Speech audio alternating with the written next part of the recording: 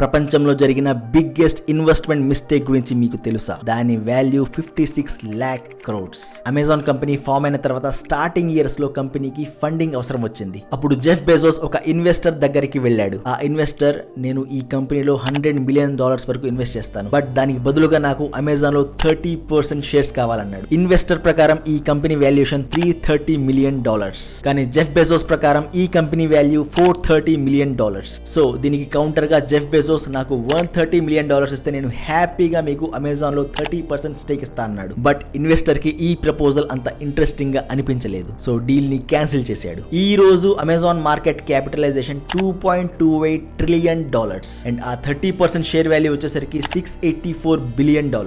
అంటే మన కరెన్సీలో 56 లక్షల కోట్లు, which is basically world's biggest investment mistake. And most interestingly ఈ మిస్టేక్ ఎవరు చేశారో మీకు తెలుసా? సాఫ్ట్ బ్యాంక్ CEO మసాయోషి సోన్.